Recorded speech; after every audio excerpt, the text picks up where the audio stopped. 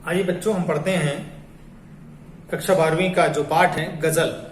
ये फिराक गोरखपुरी द्वारा लिखा गया है और इसमें जैसे इसके ठीक पहले रुबाइयां थी तो उसमें माँ और बच्चे के स्नेह को दिखाया गया था और इसमें आप देखेंगे तो उनके जो प्यार का दर्द है, उनका जो कोमल हृदय है और इसके साथ ही साथ जो उनकी गजल रचने की जो विधा है, जो उसमें प्रवीणता है, जो एक ठसक सा है, वह भी इसमें दिखाया गया और बड़े ही मासूमियत से उन्होंने जिंदगी के विभिन्न पहलुओं को यहाँ पर दिखाया है।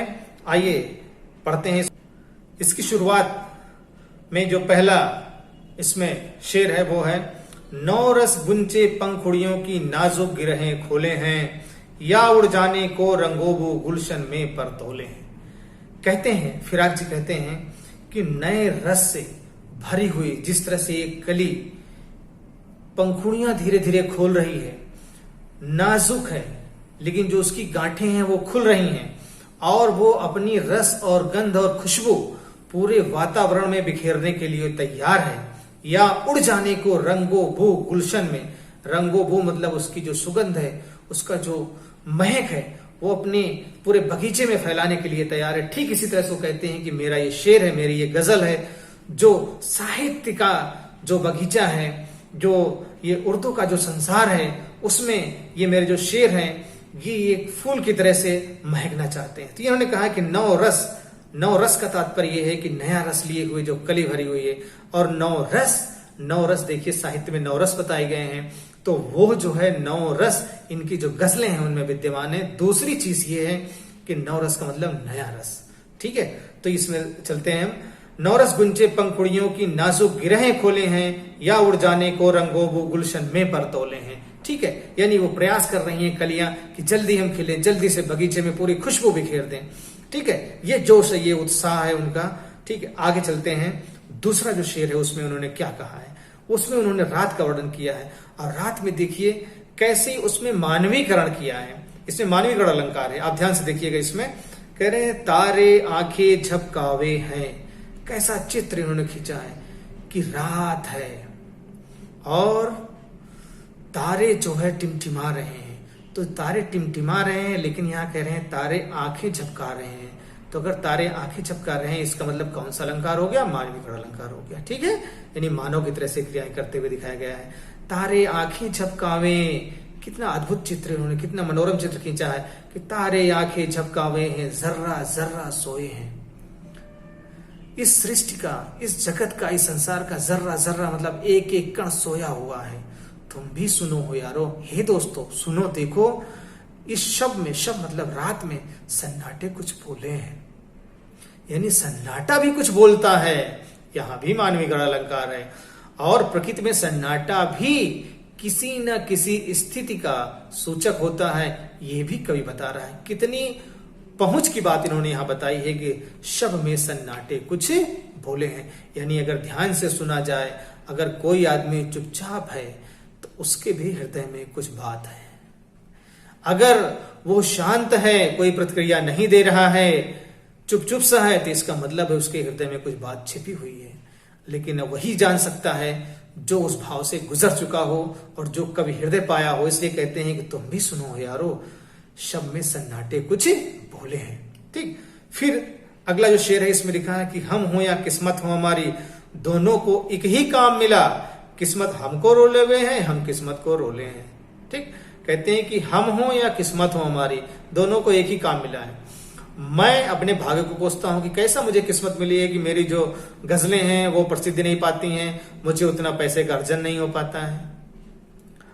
ठीक है, आर्थिक तंगी बनी रहती है और मेरी जो गजलें हैं, मेरा जो भाग्य है वो कहता है कि किस आदमी के पल्ले पड़ गए हैं, सही ढंग से कविताएं नहीं लिखता है, सही ढंग से काम कर नहीं करता है, सही ढंग से जीवन यापन नहीं करता है।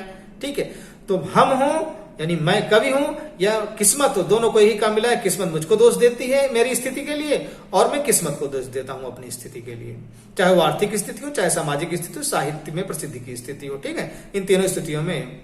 फिर इसके बाद आगे क्या कहते हैं कि जो मुझको बदनाम करे हैं, जो समाज की एक कमी होती है, समाज की एक जो बुराई होती है, उन लोगों पर टिप्पणी करते हुए कहते हैं क्या कि जो मुझको बदनाम करे हैं, काश वे इतना सोच सकें, मेरा पर्दा खोले हैं या अपना पर्दा खोले हैं। इन्होंने ऐसे चुगलखोरों पर टिप्पणी की है, ऐसे लोगों पर टिप्पणी की है जो लोग किसी व्यक्ति की बुराई करते रहते हैं, है ना। रहीमदास जी ने तो कहा है कि निंदे गिरे राखिए अगन कुटी छवाए, है ना, बिन साबुन पानी बिना निर्मल करे सुभाए। तो वो बात तो अलग हो गई कि निंदा कर रहा है व्यक्ति, वो उनका स्वभाव था, उन्होंने लिख दिया, ठीक है। लेकिन यहां पर जो फिराक जी हैं वो कहते हैं क्या, वो कहते हैं कि जो लोग मुझे बदनाम करते हैं, मुझे देखकर मेरे कार्य की, मेरी जीवन शैली की, हैं, वो इतना अगर उनमें समझ होती तो वो सोचते कि वो मेरी बुराई नहीं कर रहे हैं। लोग कहते हैं ना कि जब आप एक उंगली किसी की तरफ करते हैं तो जो 4 उंगलियां हैं वो आपकी तरफ होती हैं, ठीक है। तो ठीक इसी तरह से कहते हैं, अगर आप किसी को कमी बता रहे हैं, किसी कमी बता रहे हैं, तो आप अपनी बुराई कर रहे हैं कि आपका स्वभाव कैसा है। आपका स्वभाव ये कि आप दूसरे के वैसा बुराई करते रहेंगे, आपके पास कोई काम नहीं रह गया है। तो इसलिए कवि कहता है कि जो मुझको बदनाम कर रहे हैं, काश वे इतना सोच सकें कि वो मेरी कमी नहीं बता रहे हैं। पर्दा खोले, पर्दा मतलब कमी, बुराई, मेरी बुराई नहीं कर रहे हैं, मेरी कमी नहीं बता रहे हैं, वो अपनी ही बुराई बता रहे हैं, अपने ही स्वभाव की कमी बता रहे हैं। फिर कहते हैं ये कीमत भी अदा करे हैं हम, कहते हैं कि ये बदनामी की जो कीमत है उसको भी हम पूरी तरह से अदा करने के लिए पूरे होशो हवास में तैयार हैं, सोच समझ कर, ठीक है। और कर रहे हैं, क्यों कर रहे हैं, क्योंकि तेरा सौदा करने वाले दीवाना भी होले हैं।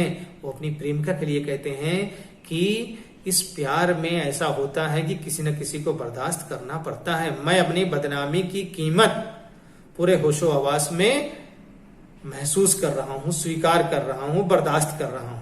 क्यों, क्योंकि मैं एक दीवाना हूं, मैं एक प्रेमी हूं, इसलिए मैं ये बर्दाश्त कर रहा हूं, ठीक। फिर कहते हैं प्रेम के सौदे में, ये जो सौदा है वो प्रेम का सौदा है, ठीक है, तो इसमें बर्दाश्त करना पड़ता है बदनामी भी, कवि ये कहना चाहता है शायर।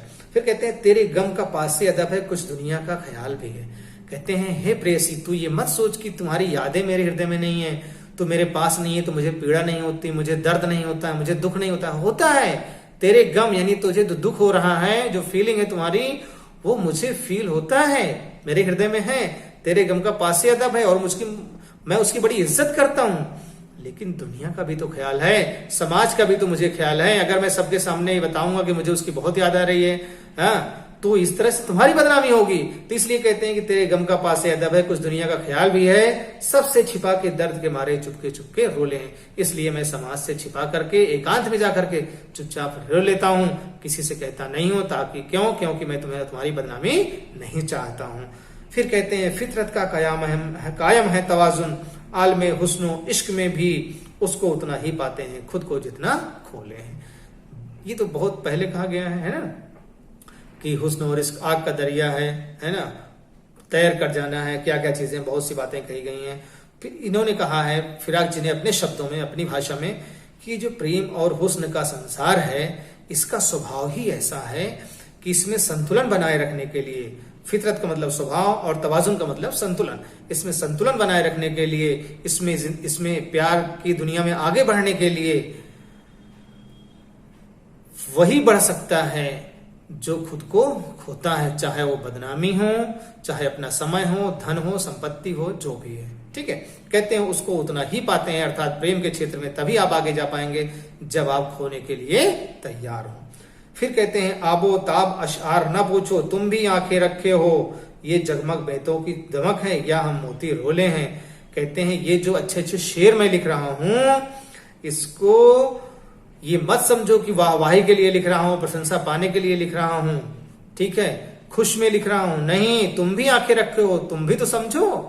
आंख रखना ही मुहावरा है, यानी तुम भी तो समझदार हो, तुम बात समझो। ये जगमग बेतों की दमक है, ये बेतों मतलब शेर की चमक है, सिर्फ इतने पे ही संतुष्ट मत हो जाओ, ये मेरे मोती हैं, यानी मेरे हृदय की पीड़ा है, मेरे आंखों के आंसू हैं, ये हम मोती रोले हैं, ये मेरे पीड़ा की अभिव्यक्ति है, मेरे हृदय की दर्द की अभिव्यक्ति है, ये समझो। तुम भी आके रखो, इसको समझो, सिर्फ वाह वाह मत करो, ठीक है।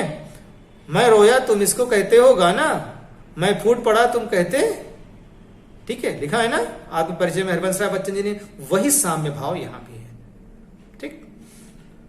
फिर क्या है कि ऐसे में तू याद आए है अंजुमन मैं रिंदों को, कहते हैं ऐसे समय में तो शराब की महफिल में शराबियों को याद आ रही है। ठीक है, शराब की महफिल में वो बैठा है और वहां पर उसको सब लोग जब जिक्र करते हैं उसके प्रेम का, उसके प्रेमिका का, तो उसे लगता है कि ये सब गुनाह में डूबे हुए हैं, लेकिन मेरी बदनामी कर रहे हैं, मेरी प्रेमिका के बारे में बात कर रहे हैं। ऐसे लग रहा है जैसे रात हो गई है और स्वर्ग में जो फरिश्ते हैं उन्होंने पाप का अध्याय खोल दिया है कि कौन कितना पापी है, कौन कितना पापी नहीं, जबकि वो खुद नहीं देखते वो कौन सा पाप कर रहे हैं। तो ये कहा कि ऐसे में तो याद आए हैं अंजुमन में रिंदों को, रात गए गर्दों पे फरिश्ते, बाबे गुनाह जग खोले हैं।